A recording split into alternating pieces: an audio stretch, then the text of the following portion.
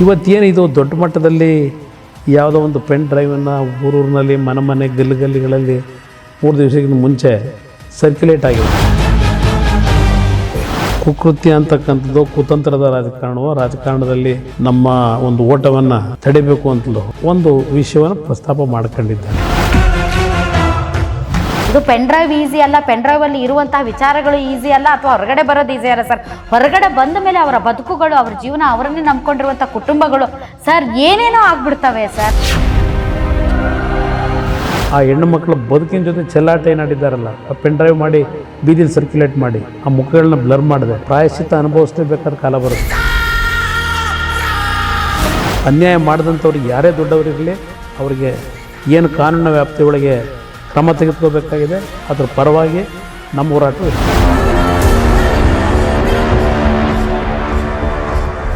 ಎದರೇನು ಹೋಗಲ್ಲ, ಇನ್ನೂ ಬದುಕಿರ್ತೀನಿ. ನಿಜವಾದ ಪೆನ್ ಡ್ರೈವ್ ಹೊರಗಡೆ ಯಾವ ಕಾರಣಕ್ಕೂ ಬಿಡೋ ಪ್ರಶ್ನೆ ಇಲ್ಲ.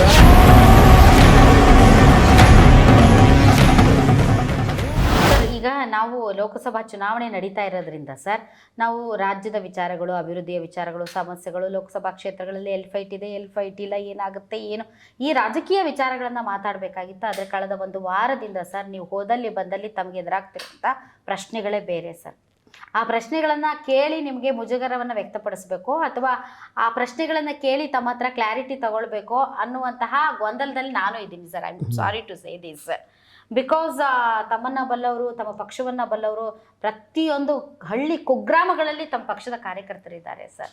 They still love you. ಇವತ್ತು ಕೂಡ ನೀವು ಬಂದಾಗ ಜನರ ಒಂದು ಪ್ರತಿಕ್ರಿಯೆ ನೋಡಿದಾಗ ಸರ್, ನಿಜಕ್ಕೂ ಅದು ವಿಸಿಬಲ್ ಇದೆ ಸರ್. ತಾವು ತುಂಬ ಮುಜುಗರಕ್ಕೊಳಗಾಗ್ತಿದ್ದೀರಾ. ಇಲ್ಲ, ಈಗ ಈ ಕಳೆದ ಚುನಾವಣೆಯ ಮೊದಲನೇ ಅಂತ ಮತದಾನದ 3 ದಿನಗಳ ಮುಂಚೆ ಕೆಲವು ವ್ಯಕ್ತಿಗಳ ಒಂದು ಕುಕೃತ್ಯ ಅಂತಕ್ಕಂಥದ್ದು ಕುತಂತ್ರದ ರಾಜಕಾರಣದಲ್ಲಿ ನಮ್ಮ ಒಂದು ಓಟವನ್ನು ತಡಿಬೇಕು ಅಂತಲೂ ಒಂದು ವಿಷಯವನ್ನು ಪ್ರಸ್ತಾಪ ಮಾಡ್ಕೊಂಡಿದ್ದಾರೆ. ಅದರಲ್ಲಿ ವಿಶೇಷವಾಗಿ ನಮ್ಮಲ್ಲೇ ಇರ್ತಕ್ಕಂಥ ಹಾಸನದ ನಮ್ಮ ಅಭ್ಯರ್ಥಿ ಬಗ್ಗೆ, ರೇವಣ್ಣ ಅವರ ಪುತ್ರನ ಬಗ್ಗೆ. ಇದು ಯಾತಕ್ಕೆ 3 ದಿನಗಳಿಗಿಂತ ಮುಂಚೆ ಬಂತು, ಚುನಾವಣಾ ಮತದಾನಕ್ಕಿಂತ ಮುಂಚೆ, ಇದು ನಮ್ಮನ್ನು ಕಾಡ್ತಾ ಇರತಕ್ಕಂಥದ್ದು. ಇಲ್ಲಿ ನನ್ನ ಪ್ರಶ್ನೆ, ನಾವು ನಮ್ಮ ತಂದೆಯವರಾಗಲಿ ನಾನಾಗಲಿ ನಾವು ರಾಜಕಾರಣಕ್ಕೆ ಬಂದಂಥ ದಿನ ಇರ್ಬೋದು, ರಾಜಕೀಯಕ್ಕೆ ಬರೋದಕ್ಕಿಂತ ಮುಂಚೆನೂ ನಮ್ಮ ಹತ್ರ ಬರ್ತಕ್ಕಂಥ ಬಡತನದಲ್ಲೋ ಇಲ್ಲ ಮತ್ತಿನ್ಯಾವುದೋ ಸಮಸ್ಯೆಗಳನ್ನು ಎದುರಿಸಿ ಬಂದಾಗ ಅವರ ಕಷ್ಟ ಸುಖಗಳನ್ನು ಬಗೆಹರಿಸ್ತಕ್ಕಂಥದ್ರಲ್ಲಿ ಲಕ್ಷಾಂತರ ಕುಟುಂಬಗಳಿಗೆ ಸಹಾಯ ಮಾಡಿರ್ತಕ್ಕಂಥ ಕುಟುಂಬ ನಮ್ಮ ತಂದೆ ಆಗಲಿ ನಾನಾಗಲಿ. ಇವತ್ತು ಇಂಥ ಒಂದು ಹಿನ್ನೆಲೆ ಇರ್ತಕ್ಕಂಥ ನಮ್ಮ ಕುಟುಂಬಕ್ಕೆ ಒಂದು ಮುಜುಗರ ತರತಕ್ಕಂಥ ಒಂದು ವಿಷಯ ಇವತ್ತು ಮುನ್ನಡೆಗೆ ಬಂದಿದೆ. ಅದರಲ್ಲಿ ಯಾವ ಸಂಶಯ ಇಲ್ಲ. ಆದರೂ ಒಂದು ನಾನು ಹೇಳ್ತೇನೆ, ಈ ಮುಜುಗರ ಅಂತಕ್ಕಂಥದ್ದು ಇದ್ದರೂ ನಮ್ಮಲ್ಲಿ ಆ ನೈತಿಕತೆ ಅಂತಕ್ಕಂಥದ್ದು ಉಳಿಸ್ಕೊಂಡಿದ್ದೇವೆ. ನಾವು ಯಾರಿಗೂ ಅನ್ಯಾಯ ಮಾಡ್ತಕ್ಕಂಥ ಕೆಲಸಕ್ಕೆ ನಾವು ಹೋಗಿಲ್ಲ. ಇವತ್ತೇನು ಇದು ದೊಡ್ಡ ಮಟ್ಟದಲ್ಲಿ ಯಾವುದೋ ಒಂದು ಪೆನ್ ಡ್ರೈವನ್ನು ಊರೂರಿನಲ್ಲಿ ಮನೆ ಗಲ್ಲಿಗಳಲ್ಲಿ 3 ದಿವಸಕ್ಕಿಂತ ಮುಂಚೆ ಸರ್ಕ್ಯುಲೇಟ್ ಆಗಿದೆ. ಇದರ ಹಿಂದೆ ಇರ್ತಕ್ಕಂಥವ್ರು ಯಾರು? ಇದು ಒಂದು ಭಾಗ. ಅದು ಹೊರಗೆ ಬರಬೇಕಲ್ಲ. ಯಾತಕ್ಕೆ ಈ ರೀತಿ ಇಲ್ಲಿ ಟೈಮಿಂಗ್ನಲ್ಲಿ ಯಾತಕ್ಕೆ ಬಂತಿದ್ದು? ಇದು ನಡೆದಂಥದ್ದು ಬಹುಶಃ ಆ ಪ್ರಕರಣಗಳನ್ನು ನೋಡಿದಾಗ ಒಂದು 8-10 ವರ್ಷದಿಂದಲೇ ನಡೆದಿರ್ತಕ್ಕಂಥದ್ದು ಅನ್ನೋದು ಚರ್ಚೆ ನಡೀತಿದೆ ಈಗ. ಇಲ್ಲಿ ನನ್ನ ಪ್ರಶ್ನೆ, ಪ್ರಾರಂಭಿಕ ಹಂತದಲ್ಲೇ ಈ ರೀತಿಯ ಒಂದು ಚಟುವಟಿಕೆ ಇರತಕ್ಕಂಥದ್ದು ಸಾರ್ವಜನಿಕವಾಗಿ ಬಂದಿರೋ, ನಮ್ಮ ಗಮನಕ್ಕೆ ಬಂದಿದ್ದರು, ಇದನ್ನು ಸರಿಪಡಿಸ್ಲಿಕ್ಕೆ ಅವಕಾಶ ಇತ್ತು. ಇದು ನಮಗೂ ಗೊತ್ತಿಲ್ಲ. ಈ ರೀತಿ ಒಂದು ಸಡನ್ನಾಗಿ 3 ದಿವಸಗಳ ಮುಂಚೆ ಬಂದಂಥದ್ದೇನಿದೆ, ಅದನ್ನು ರಾಜಕೀಯವಾಗಿ ನಮ್ಮ ಒಂದು ವರ್ಚಸ್ಸನ್ನು ಕುಗ್ಗಿಸಬೇಕು ಅಂತಕ್ಕಂಥ ಉದ್ದೇಶ ಇದೆ ಅಲ್ಲಿ. ಅವರಿಗೆ ಈ ಪ್ರಕರಣದಲ್ಲಿ ಸಿಲುಕಿರ್ತಕ್ಕಂಥ ಹಲವಾರು ಅಮಾಯಕರು, ಅವರಿಗೆ ರಕ್ಷಣೆ ಕೊಡಬೇಕು ಅನ್ನೋದು ಅವರಲ್ಲಿಲ್ಲ ಉದ್ದೇಶ. ಇದು ನನ್ನ ಮನಸ್ಸಿಗೆ ಇರೋದಾಗತ್ತೆ. ಇದರ ತಪ್ಪು ಯಾರೇ ಮಾಡಿದ್ರು ಇವತ್ತು ಪ್ರಜ್ವಲ್ ಅವರ ವಿಷಯವನ್ನು ಏನು ಮುನ್ನೆಲೆಗೆ ತಂದಿದ್ದಾರೆ, ತಪ್ಪು ಮಾಡಿರ್ತಕ್ಕಂಥದ್ದು ಅದರ ಸತ್ಯ ಇದ್ದರೆ ನಾವು ಪ್ರಥಮವಾಗಿ ಹೇಳ್ತೇವೆ, ಈ ನಾಡಿನ ತಂದೆ ತಾಯಂದಿರಿಗೆ, ವಿಶೇಷವಾಗಿ ನನ್ನ ತಾಯಂದಿರು ಸಹೋದರಿಯರಿಗೆ ಹೇಳ್ತೇನೆ, ತಪ್ಪು ಮಾಡಿರ್ತಕ್ಕಂಥದ್ದು ಸಾಬೀತಾದರೆ ಈ ನೆಲದ ಕಾನೂನಲ್ಲಿ ಯಾವ ರೀತಿಯ ಶಿಕ್ಷೆ ಆಗಬೇಕು, ಆ ಶಿಕ್ಷೆಯನ್ನು ಕೊಡಬೇಕು ಅಂತಕ್ಕಂಥದ್ದು ಆಗ್ರಹ ಪಡಿಸ್ತಕ್ಕಂಥದ್ದು ಮೊದಲನೇ ಸ್ಥಾನದಲ್ಲಿದ್ದೇವೆ ಸರ್. ನಿಮ್ಮದು ಇದರಲ್ಲಿ ಯಾವುದೇ ಯಾರಿಗೂ ರಕ್ಷಣೆ ಮಾಡತಕ್ಕಂಥ ಪ್ರಶ್ನೆ ಇಲ್ಲ. ಸತ್ಯಾಂಶ ಹೊರಗೆ ಬರಬೇಕು. ಸರ್ ನಿಮ್ಮದು ಒಂದು ಹೆಂಗರಳು ಸರ್, ಐ ನೋ ಇಟ್.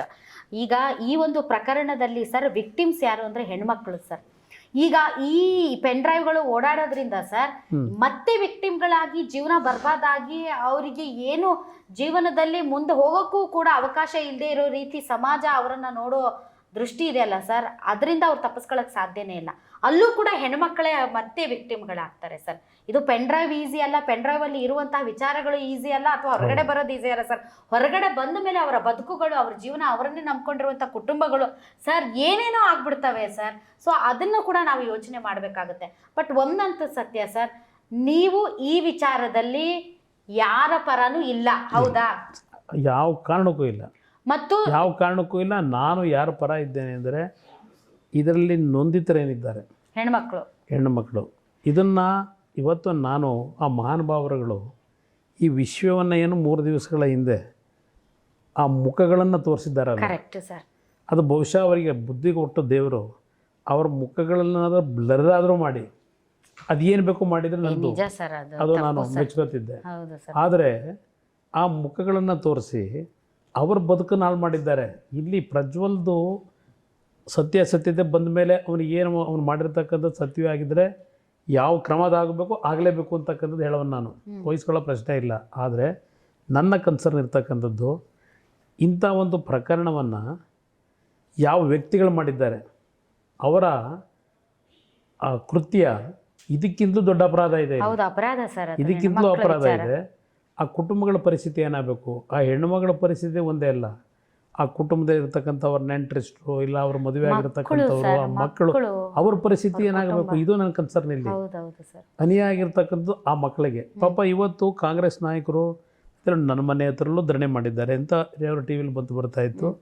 ಇವತ್ತು ನಮ್ಮಗಳ ಮೇಲೆ ಇಲ್ಲ, ಆ ಪೆನ್ ಡ್ರೈವ್ ತೋರಿಸೋಣ, ಟೈಮ್ ಇದೆ, ನಾನು ಎಲ್ಲೂ ಹೋಗಲ್ಲ, ಇರ್ತೀನಿ. ಇವತ್ತು ಈ ನಮ್ಮ ಕುಟುಂಬದ ವರ್ಚಸ್ಸನ್ನು ಹಾಳು ಮಾಡಬೇಕು ಅಂತ ಹೋಗಿ ಹಲವಾರು ಕುಟುಂಬಗಳ ಹೆಣ್ಣು ಮಕ್ಕಳ ಭವಿಷ್ಯನ ಹಾಳು ಮಾಡಿದ್ದಾರೆ. ಭಗವಂತ ಅವ್ರನ್ನ ಕ್ಷಮಿಸಲ್ಲ, ಯಾರನ್ನೂ ಕ್ಷಮಿಸಲ್ಲ. ಭಗವಂತ ಮೇಲೊಬ್ಬ ಇದ್ದಾನೆ. ಇವತ್ತು ಆ ರೀತಿಯ ಒಂದು ಪ್ರಕರಣದಲ್ಲಿ ಯಾರು ಆ ಕುಟುಂಬಗಳ ಜೀವನ ಹಾಳು ಮಾಡಲಿಕ್ಕೆ ಹೊರಟಿದ್ದಾರೆ, ಅದು ನನ್ನ ಕುಟುಂಬದವರೇ ಇರಲಿ, ಆ ಹೆಣ್ಣು ಮಕ್ಕಳ ಬದುಕಿನ ಜೊತೆ ಚೆಲ್ಲಾಟ ಏನಾಡಿದ್ದಾರಲ್ಲ, ಆ ಪೆನ್ ಡ್ರೈವ್ ಮಾಡಿ ಬೀದಿಲಿ ಸರ್ಕ್ಯುಲೇಟ್ ಮಾಡಿ ಆ ಮುಖಗಳನ್ನ ಬ್ಲರ್ ಮಾಡಿದೆ, ಅವರು ಪ್ರಾಯಶ್ಚಿತ್ತ ಅನುಭವಿಸ್ಲೇಬೇಕಾದ ಕಾಲ ಬರುತ್ತೆ. ಎದರೇನು ಹೋಗಲ್ಲ, ಇನ್ನೂ ಬದುಕಿರ್ತೀನಿ. ಯಾವ ಕಾರಣಕ್ಕೂ ಬಿಡೋ ಪ್ರಶ್ನೆ ಇಲ್ಲ. ಹಲವಾರು ನಾವು ಆ ರೀತಿಯ ಪೆನ್ ಡ್ರೈವ್ ಕೊಡಲ್ಲ, ಆ ರೀತಿಯ ಪೆನ್ ಡ್ರೈವ್ ನಾವು ಯೂಸ್ ಮಾಡಬೇಕಾ ನಡವಳಿಕೆಯಲ್ಲಿ ಬಂದವನಲ್ಲ. ನನ್ನ ಹತ್ರ ಇರ್ತಕ್ಕಂಥದ್ದು ಇವ್ರು ಭ್ರಷ್ಟಾಚಾರ ಲೂಟಿ ಮಾಡ್ತಾ ಇರ್ತಕ್ಕಂಥದ್ದು, ಅದಕ್ಕೆ ಸಂಬಂಧಪಟ್ಟಂಥ ಪೆನ್ ಡ್ರೈವ್ ಇಟ್ಟಿದ್ದೇವೆ. ಅದು ತರ್ತೀನಿ, ಅದೇನು ನಾನು ಎದುರು ಓಡೋಗಲ್ಲ, ಎದುರಿಸ್ಲಿಕ್ಕೆ ಸಿದ್ಧ ಇದ್ದೇನೆ. ಆದರೂ ಒಂದು ನನ್ನ ತಾಯಿ ತಂದೆಯರಿಗೆ, ನನ್ನ ಸಹೋದರ ಸಹೋದರಿಗೆ ಹೇಳ್ತಕ್ಕಂಥದ್ದು, ಈ ಪ್ರಕರಣ ನಾವೆಲ್ಲರೂ ತಲೆ ತಗ್ಗಿಸ್ತಕ್ಕಂಥ ಪ್ರಕರಣ ಇವತ್ತೇನು ಬಂದಿದೆ. ನಾನು ಅವ್ರಿಗೆ ಒಂದು ಮಾತು ಹೇಳ್ತೇನೆ, ನಮ್ಮ ಮೇಲೆ ಏನು ವಿಶ್ವಾಸ ಇಟ್ಟಿದ್ದೀರಿ, ನಮ್ಮ ಮೇಲೆ ಯಾವುದೇ ಒಂದು ಅನುಮಾನಗಳು ಇಟ್ಕೋಬೇಡಿ. ಇವತ್ತು ಯಾರಿಗೆ ಅನ್ಯಾಯ ಆಗಿದೆ, ಅನ್ಯಾಯ ಮಾಡಿದಂಥವ್ರಿಗೆ ಯಾರೇ ದೊಡ್ಡವರಿರಲಿ, ಅವರಿಗೆ ಏನು ಕಾನೂನಿನ ವ್ಯಾಪ್ತಿಯೊಳಗೆ ಕ್ರಮ ತೆಗೆದುಕೋಬೇಕಾಗಿದೆ ಅದ್ರ ಪರವಾಗಿ ನಮ್ಮ ಹೋರಾಟವೂ ಇರ್ತದೆ. ಪಕ್ಷದಿಂದ ಉಚ್ಚಾಟನೆ ಮಾಡ್ತೀರಾ? ಮಾಡ್ತೀವಿ ಸರ್. ಈಗಾಗಲೇ ಬಹುಶಃ ನಮ್ಮ ತಂದೆಯವರು ತೀರ್ಮಾನ ತೆಗೆದುಕೊಂಡಿದ್ದಾರೆ ಪಕ್ಷದಿಂದ ಉಚ್ಚಾಟನೆ ಮಾಡಬೇಕು ಅಂತ. ಚುನಾವಣಾ ಫಲಿತಾಂಶ ಬಂದ ಮೇಲೂ ಬಹುಶಃ ನಾಡಿನ ಜನತೆಗೆ ಯಾವ ಸಂದೇಶ ಕೊಡಬೇಕು, ಫಲಿತಾಂಶದಲ್ಲಿ ಪರವಾಗಿ ಚುನಾವಣೆಯಲ್ಲಿ ಫಲಿತಾಂಶ ಬಂದ್ರೂ ಜನತೆಗೆ ಅವತ್ತು ನಾವೇನು ಸಂದೇಶ ಕೊಡಬೇಕಾಗಿದೆ ಅದಕ್ಕೂ ಸಹ ಮಾನಸಿಕವಾಗಿ ಸಿದ್ಧ ಆಗಿದ್ದೇವೆ. Okay, thank you very much sir. ತಾವು ಇಷ್ಟೊತ್ತು ಗ್ಯಾರಂಟಿ ನ್ಯೂಸ್ ಜೊತೆ ಮಾತಾಡಿದ್ದಕ್ಕೆ ಥ್ಯಾಂಕ್ ಯು.